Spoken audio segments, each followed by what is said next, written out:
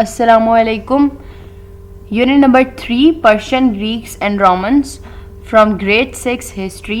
हम पढ़ने लगे हैं the Roman Empire. Persian Empire, Greek Empire हम पहले पढ़ चुके हैं और वो टॉपिक्स हमारे ख़त्म हो चुके हैं. हमारा लास्ट टॉपिक रह गया था द रोमन एम्पायर, ये हम पढ़ने लगे हैं. रोमन एम्पायर बेसिकली एक क्रिश्चियन एम्पायर थी जो बेसिकली क्रिश्चियन वैल्यूज़, क्रिश्चियंस के रिलीजन पे, उनके जो दीन में बातें हैं उसके ऊपर, उस वैल्यूज़ पे बेस करके ये एम्पायर जो थी बनाई गई थी. ठीक है, अब हम आपकी बुक से उसको देखते हैं. और ये भी ग्रीक सिविलाइजेशन की तरह दुनिया की सबसे बड़ी ताकतों में से एक थी. रोमन एम्पायर अपने टाइम पे एक सुपर पावर थी. ठीक है, during the Middle Ages after the decline of Greek civilisation the Roman Empire became the unrivaled power in the known world due to its overwhelming military, technological innovation and vast infrastructure. Unrivalled का मतलब है वो ताकत जिसका कोई मुकाबला ना हो, अनराइवल्ड पावर. ठीक है, क्योंकि ग्रीक सिविलाइजेशन दुनिया की बड़ी सिविलाइजेशन में थे, एक थी पर्शियन एम्पायर भी. जब ये दोनों खत्म हो गई तो रोमन एम्पायर जो उस वक्त बन रही थी उसके पास कोई और मुकाबला नहीं रहा जिस एम्पायर के मुकाबले में वो खड़ी हो सके. तो वो दुनिया की सिर्फ वो एम्पायर रहेगी जिसका कोई मुकाबला नहीं था, यानी वो सुपर पावर थी. The Roman culture and civilization left an incredible mark on our art, architecture, technology, literature, language and law. Roman culture और सिविलाइजेशन जो था उसने पूरी दुनिया के आर्ट, आर्किटेक्चर पे अपना एक गहरा असर डाला. यानी जो आजकल का अमेरिका, जो यूरोप है, जितने भी उनके इफेक्ट्स हैं हमारी सोसाइटी पे, वो बेसिकली रोमन एम्पायर के ही हैं. This chapter will teach you about the powerful Roman Empire and the long-lasting legacy the Romans left behind. पूरे इस चैप्टर में तो हम पढ़ेंगे ही रोमन के बारे में, लेकिन ये जो उसने लिखा हुआ है ना, long lasting legacy the Romans left behind, ये एक्चुअली क्या है कि जिस तरीके से हमने इस्लामिक, आपने हिस्ट्री पढ़ी होगी तो आपने इस्लामिक हिस्ट्री में ये पढ़ा होगा हज़रत उमर रज़ियल्लाहु तआला अन्हु की बहुत वास्ट एम्पायर थी जिस पे उन्होंने अकेले हुकूमत की. फिर इस्लाम मुस्लिम्स की भी बहुत सारी एम्पायर थी, ऑटोमन एम्पायर थी. ठीक है, तो हमारी एक लेगेसी है कि जिस तरीके से इस्लामिक सोसाइटीज़ में इस तरीके से होता है जिस तरह हम जिक्र करते हैं. तो जिस तरह हमारी सोसाइटी पे अगर आप नोटिस करें कि किस तरीके से अमेरिकन कल्चर या यूरोपियन कल्चर का अफेक्ट हमारी सोसाइटी पे है, ये basically back to the way Roman Empire पे ही जाता है. ये जो लेगेसी है ना, उसने कहा लेगेसी वही है कि वो जिस तरीके से हमारी सोसाइटी को उनके ख्यालात अफेक्ट कर रहे हैं ना, ये है उनकी लेगेसी. नेक्स्ट पेज पे आओ तो आपको डू यू नो के नाम से एक ब्लॉक लिखा हुआ है. इसमें लिखा हुआ है the medieval era refers to the Middle Ages of European history from 5th to 14th century. It is the time between the fall of Rome and the beginning of early modern Europe.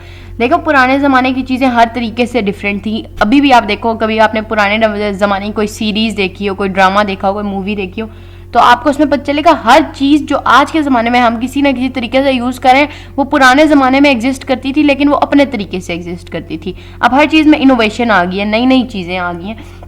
तो वो fall of रोम और the beginning of early modern Europe, जिस तरह से Europe अब है, जिस तरह यूरोप के अब ख्यालात और उनके जो कल्चर है वो क्या है, वो मेडिवल इरा की वजह से है. यानी जब रोम का इख्तिताम हो रहा था और ये मॉडर्न यूरोप के ख्यालात जो थे वो बन रहे थे.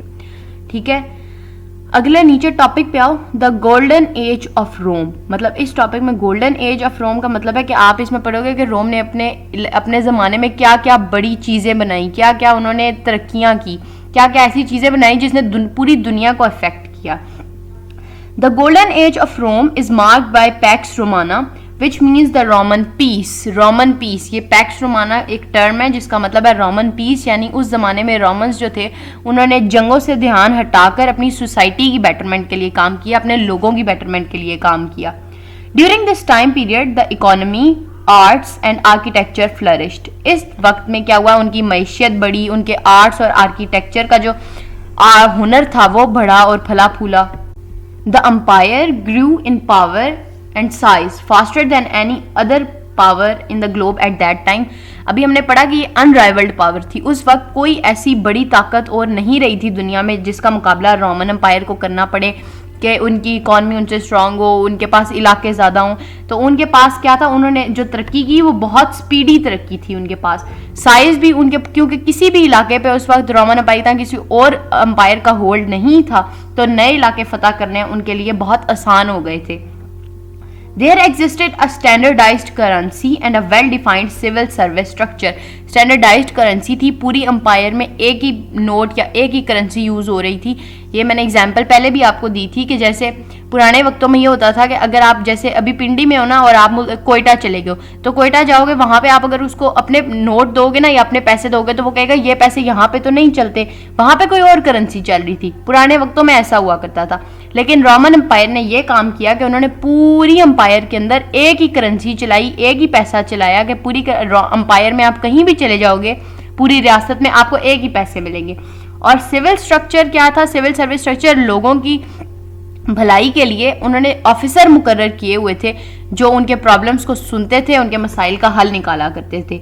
Roads were renovated and adequate infrastructure was built. Roads को दोबारा से नया किया गया था, नया बनाया गया था, एडिकेट इंफ्रास्ट्रक्चर बनाया गया था, लोगों के रहने के लिए सराएं बनाई गई थी, रस्तों में होटल्स बनाए गए थे ताकि सफ़र करने वाले वहाँ रुक सकें। Eventually the empire's prosperity and stability improved, के मौके के साथ साथ, वक्त के साथ साथ एम्पायर की प्रॉस्पेरिटी यानी जो तरक्की थी और स्टेबिलिटी यानी वहाँ का जो रहन सहन था, वहाँ की जो स्टेबिलिटी थी एम्पायर की, वो बढ़ती गई। The Roman legal system developed into a unified legal system. ये उनका जो कानून का निज़ाम था वो एक कानूनी निज़ाम था, पूरी रियासत में एक ही कानून फॉलो किया जाता था। Throughout the empire justice was more equitable. पूरी एम्पायर में आपको कहीं पे भी किसी भी मसले का एक जैसा इंसाफ मुहैया किया जाता था। There was also a greater emphasis on maintaining a healthy family system. Families बनाने पे फोकस किया जाता था कि क्या नाम है, आप प्रॉपर तरीके से शादी करें, एक शादी गवर्नमेंट के पास रजिस्टर होगी, और वो जो था एक हेल्दी फैमिली सिस्टम कंसीडर किया जाता था। क्रिश्चियनिटी इन रोम, के रोम का नाम जो है वो क्रिश्चियनिटी के साथ एसोसिएट किया जाता है। आप कहीं पे भी रोम का नाम सुनोगे तो वहाँ पे आपको क्रिश्चियनिटी का ज़रूर कहीं ना कहीं से पता चलेगा। ये क्रिश्चियनिटी रोम के नाम के साथ एसोसिएट किस तरह हुई वो पढ़ो। Among the many legacies of Rome, रोम की बहुत सी लेगेसीज थी जो मैंने आपको पहले भी बताई थी, that impacted the world's culture and civilization, जिसने दुनिया के बहुत से कल्चर और सिविलाइजेशन के ऊपर अपना निशान छोड़ा हुआ है। The emergence of Christianity as a major world religion was the most significant, और ये आज भी कॉमन है, दुनिया का सबसे बड़ा रिलीजन आई गेस क्रिश्चियनिटी है और उसके बाद इस्लाम है। ठीक है। The teachings of Jesus Christ were based on peace, forgiveness, love and equality. Jesus Christ, हज़रत ईसा अलैहिस्सलाम को ये लोग कहते हैं कि हज़रत ईसा अलैहिस्सलाम की जो तालीमात थी वो किस पे बेस्ड थी? अमन, माफ़ कर देने पे, मोहब्बत पे और सोसाइटी में इक्वालिटी में। अभी भी आपको अगर आप इन इंग्लिश सोसाइटीज़ में चले जाएं तो आपको अभी भी इक्वालिटी फील नहीं होगी। सिर्फ इक्वालिटी कानून की हद तक है, उनका लॉ में हर एक को इक्वली किया जाता है, वरना लोगों में अभी भी एहसास बरतरी मौजूद है कि मैं अगर ज़्यादा जॉब में मेरी ज़्यादा अच्छी जॉब है तो मैं अभी भी इससे, लोग कहते हैं मैं इससे बरतर हूँ। ऐसा कुछ भी नहीं है। ये सिर्फ थ्रू द मेडिटेरेनियन सी से लेके क्रिश्चियनिटी स्प्रेड टू इजिप्ट, मिस्र तक फैली, नॉर्थ अफ्रीका, सीरिया, शाम, तुर्की और ग्रीस, यूनान तक क्रिश्चियनिटी फैली रोमी एम्पायर के under. Rome eventually became the centre of Christianity. Rome आहिस्ता आहिस्ता ईसाइयत का मरकज़ बनता चला गया और वो अभी भी किसी हद तक है, ठीक है, बल्कि है। और यहाँ पे हमारी रोमन एम्पायर जो है वो आपकी बुक से ख़त्म होती है। आई होप आपको समझ आया होगा। टॉपिक बहुत इंटरेस्टिंग था, जितना इंटरेस्टिंग मुझसे हो सका मैंने बना दिया। All the very best, thank you very much, अल्लाह हाफिज़।